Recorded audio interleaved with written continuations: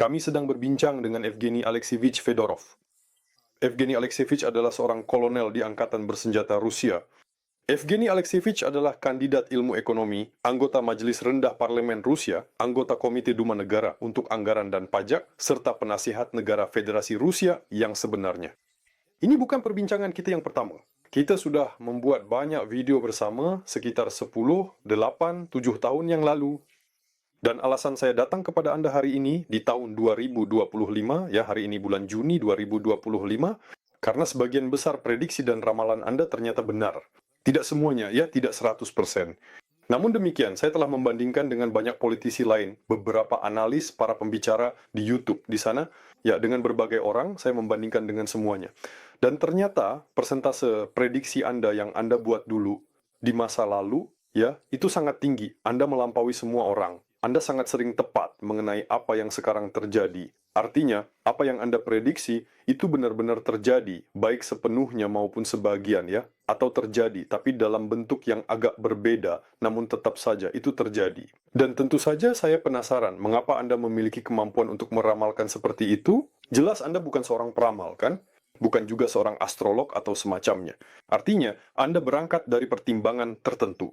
Apa rahasia Anda? Kami berangkat dari ilmu pengetahuan. Ilmu pengetahuan selalu memberi Anda jawaban karena ilmu pengetahuan adalah rumus yang pasti. Di sana 2 tambah 2 sama dengan 4. Apa yang kami prediksi tidak ada yang rumit di dalamnya. Siapapun yang menguasai metodologinya dan kami dalam hal ini mengandalkan metodologi ilmu persaingan antar bangsa pada prinsip-prinsip pembentukan sejarah umat manusia secara umum, bagaimana manusia hidup di planet bumi, bagaimana hubungan antara manusia, antara negara, antar bangsa. Oleh karena itu, motif dalam algoritma perilaku ini sama untuk semua orang. Metode untuk mencapai tujuan saja yang berbeda-beda. Karena itu, mereka yang memahami hal ini, mereka yang paling dekat dengan bidang ini, sejarawan, ahli hukum. Mereka juga bisa memberikan semua prediksi sebelumnya kepada Anda. Tidak ada yang rumit jika Anda benar-benar mendalami ilmu ini, matematika ini. Tidak semua orang bisa memperbaiki keran. Tapi ada tukang ledeng yang memang bisa melakukannya.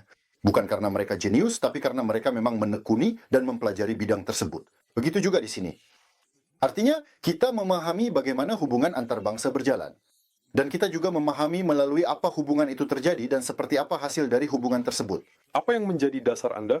Kompetisi antar bangsa. Apa maksudnya? Bahas ini teori persaingan antar bangsa. Ya, Manusia di planet bumi hidup dalam komunitas yang disebut suku, yang kemudian berkembang menjadi negara.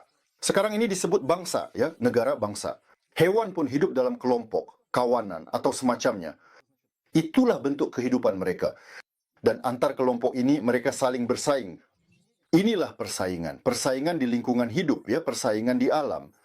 Manusia pun hidup melalui persaingan di dalam negara, bangsa, dan sebelumnya di suku-suku. jadi kalau kita bandingkan negara dengan dunia hewan, itu seperti sebuah kawanan ya, Ya, kawanan yang besar.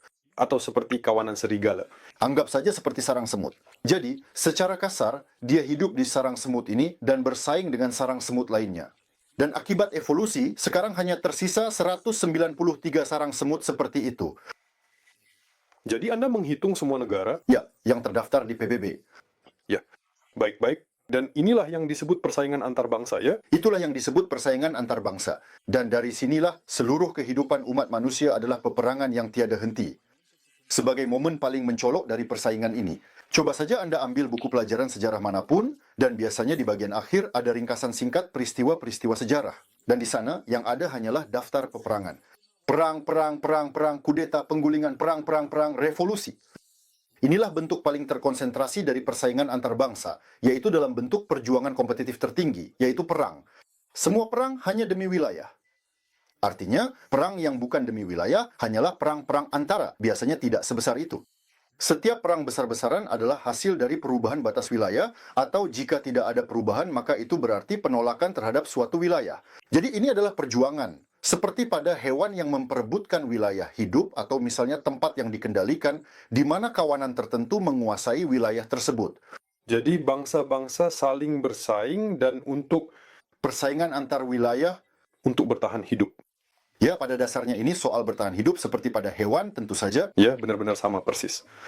Untuk bertahan hidup. Jadi siapa yang akan bertahan, siapa yang akan menelan atau menaklukkan siapa. Bertahan hidup Tapi karena bangsa itu seperti yang sudah kita bahas, seperti koloni semut, maka ini adalah aturan-aturan dalam berfungsi.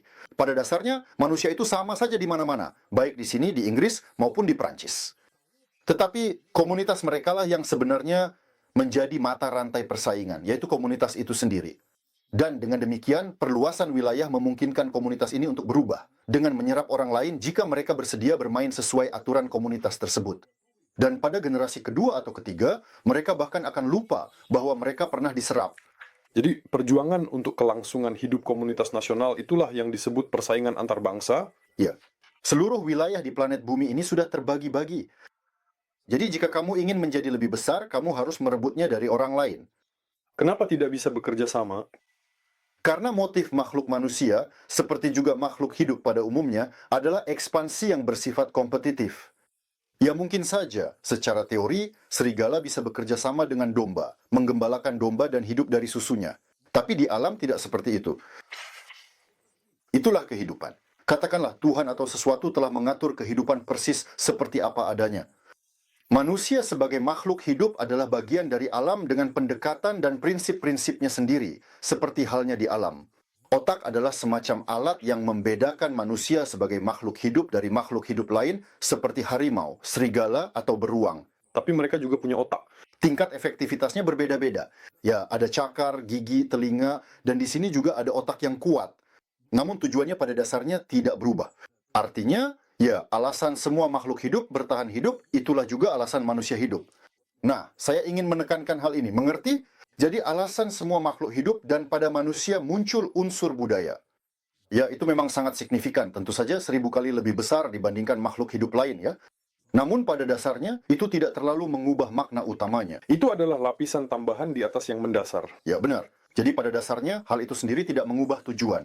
Terutama hal ini berlaku dalam persaingan antar bangsa. Bagi individu di dalam suatu bangsa, bisa saja ada posisi yang diistimewakan. Ia bisa saja menjadi seorang penyair, penulis. Semua orang menyukainya. Namun hal itu memperkuat unsur budaya, dan unsur budaya meningkatkan status bangsa.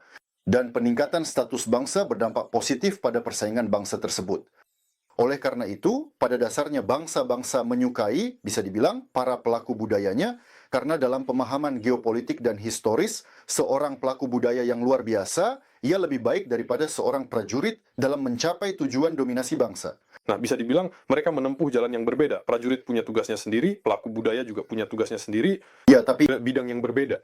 namun bagi negara, pada dasarnya ini adalah satu ruang yang sama untuk memperkuat pengaruhnya. Setiap negara besar, apalagi sebuah imperium yang merupakan tahap berikutnya dari kenegaraan, ingin memperluas wilayahnya. Itu adalah prinsip dasar, perluas, perluas, perluas. Ketika kamu sudah menempati wilayahmu sendiri, di mana kamu bisa membatasi batas fisik, misalnya di kawasan ini, di Eurasia, kamu pasti akan merambah ke benua lain. Itu prinsipnya. Prinsip yang sama juga berlaku di Uni Soviet. Kenapa mereka campur urusan luar negeri? Mereka menciptakan revolusi di seluruh dunia. Ke Afghanistan. Berdasarkan prinsip yang sama. Bukan hanya di Afghanistan, tapi juga di Amerika Latin, di mana-mana, dan di Afrika. Karena itu adalah prinsip persaingan antara manusia dan bangsa, yaitu untuk terus berkembang sampai ada pihak lain yang menghentikanmu. Artinya, kamu akan terus membesar sampai ada yang lain, yang juga membesar menghentikanmu.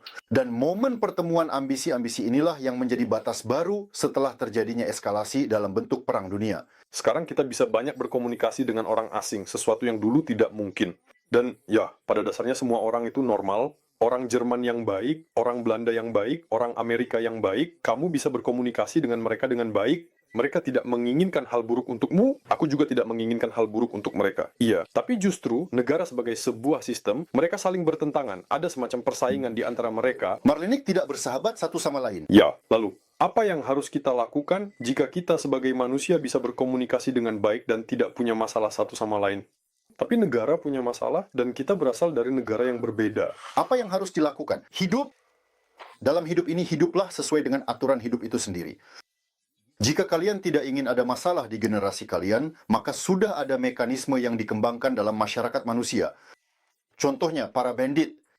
Mereka juga punya aturan hubungan sendiri, kan? Ya, mereka saling memukul, bahkan membunuh satu sama lain, tapi tetap saja mereka punya aturan tertentu. Dan aturan-aturan itu misalnya memiliki ritual-ritual yang sudah terbentuk. Kita menyebutnya sebagai hukum. Jadi sebelum ada hukum, ada ritual-ritual yang kemudian berkembang menjadi hukum dalam bentuk ilmu pengetahuan dan dokumen-dokumen tertentu. Saya sendiri seorang ahli hukum, jadi dalam bentuk dokumen hukum dan sebagainya. Jadi para bandit itu saling berperang satu sama lain. Tapi itu bukan berarti mereka saling menembak setiap hari. Itu artinya mereka membuat kesepakatan. Setelah saling tembak-menembak, mereka duduk bersama menghitung kerugian. Mereka memperhitungkan apa yang bisa dilakukan satu pihak, apa yang bisa dilakukan pihak lain antar geng, lalu sepakat. Sisi jalan ini kamu yang merampok, kamu yang memungut upeti. Sisi satunya saya yang merampok, saya yang memungut upeti, kios-kios juga saya yang urus. Dan selesai. Perang pun berakhir.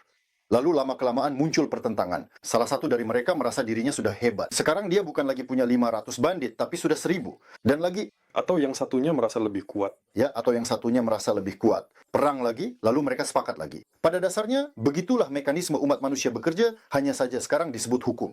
Jadi perang dunia, lalu mereka sepakat. Jika kita bicara tentang hukum, tentang persaingan antar bangsa, tentang bentuk organisasinya dalam wujud hukum, maka Anda akan mendapat jawaban apa yang harus dilakukan sekarang. Bukan hanya apa yang dilakukan Kekaisaran Romawi 2000 tahun lalu, tapi juga apa yang harus dilakukan sekarang. Ya, Mengerti? Karena sistemnya sama. ya, semuanya sama. Ternyata semuanya memang sama, baik di alam, di antara manusia, di antara para bandit maupun antar negara, semuanya sama, prinsipnya satu, dan tindakan semua juga serupa. Jadi jika Anda mengetahui prinsip-prinsip ini, Anda bisa membangun strategi berdasarkan prinsip-prinsip tersebut dan mendapatkan hasil.